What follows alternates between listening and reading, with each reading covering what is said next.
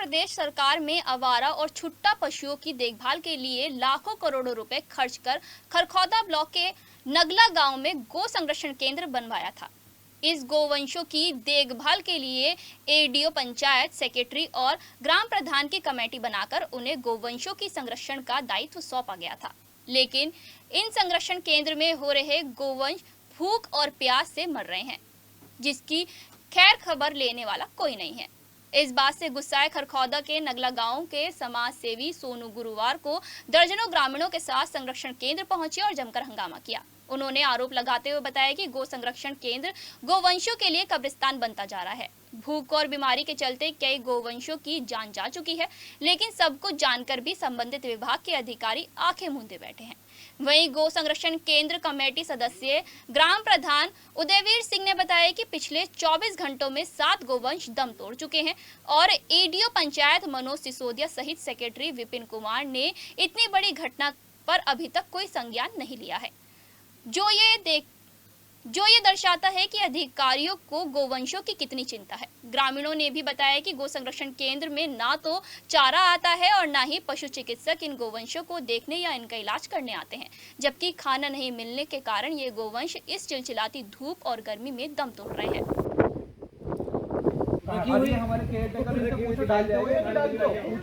Caretaker तो ये कह रहे कि हमें 3-3 महीने हो गए, हमें तनख्वाह ना मिली। ये भूस है, इसे कौन खाएगा? ये पशु खा रहे हैं क्या ना? जो गाय माता के लिए हो, बात कर ला, बुद्धि ठीक करो, बुद्धि करो, ठीक तुमने अपराध करा, इसका तुम्हें सजा मिलेगी ना। 5 कट्टे रोज के चौकर के डलते हैं, आप डालते हो? पहले सुनो मेरी। हाँ। 15 दिन चौकर खत्म रहा, 15 दिन में चौकर आया, 75 कट्टे खा गया आप। 75 कितने के बैठे हैं? 80,000। कहाँ है भाई, बताओ कहाँ गए?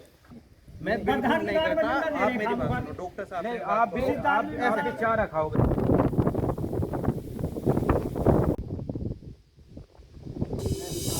एक महीने में जी कम से कम 100 गाय मर चुकी। वो आप लोगों ने अपने हाथ से दफनाई है? हाँ जी, हम ही दबा रहे हैं, और कौन दबाएगा?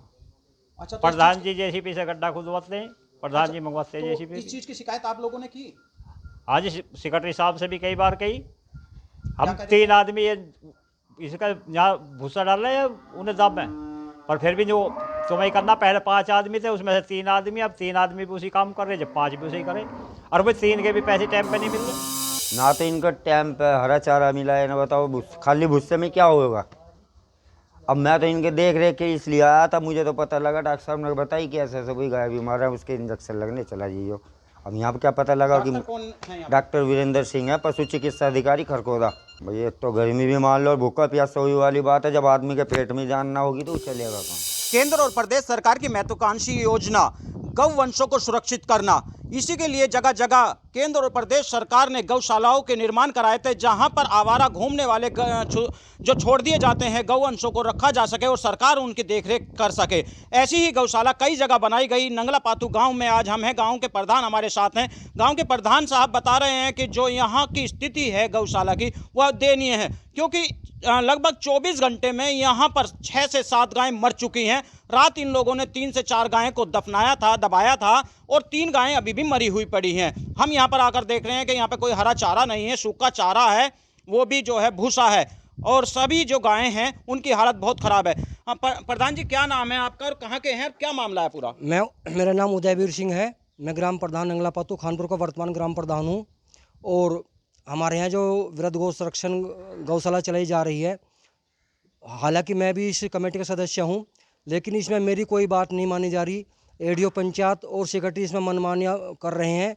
और मैंने उनसे शिकायत करी तो एडीओ साहब कहने लगे, प्रधान जी इसमें आप ज़्यादा इंटरफेयर नहीं करो, नहीं तो आप इसमें फंस जाओगे।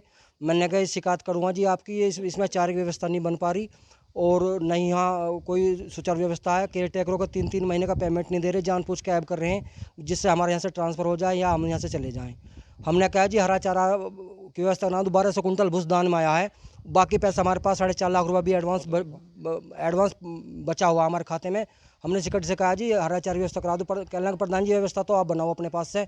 बताओ जी, मैं ग्राम प्रधान अपने पास से कहाँ से व्यवस्था बनाऊँ? पैसा खाते में पड़ा हुआ, गाय रोज़ मर रही है, मैं जेसीबी बुलाता गाय दबाता मर गया। ये लोग मुझे ब्लैकमेल करें कि प्रधान जी अगर आपने शिकायत करी तो आपको हम कहीं ना कहीं फांस देंगे और आपका कहीं ना कहीं हम नुकसान करवा देंगे।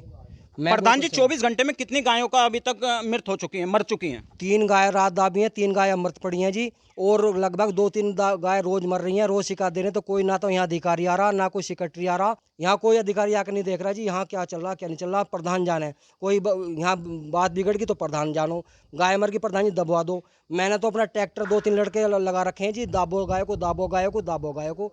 मैं तो परेशान हो गया सर, मैं तो इससे इस्तीफा देना चाह रहा हूँ। मैं सरकार से रिक्वेस्ट कर रहा हूँ जी, मुझे तो इस गौशाला से निजात दिवा दो। मैं अपनी प्रधानी से भी इस्तीफा देना चाह रहा हूँ। मेरी आत्मा बहुत ज़्यादा क्षुब्ध है, क्योंकि शासन मेरा इसमें कोई सहयोग नहीं कर रहा। ये लोग मुझे ब्लैकमेल कर रहे हैं, बार बार मुझे धमकी दे रहे हैं कि अगर आपने शिकायत करी तो हम आपका कहीं ना कहीं इसमें पंचायत में जाके आपको टर्मिनेट करा देंगे।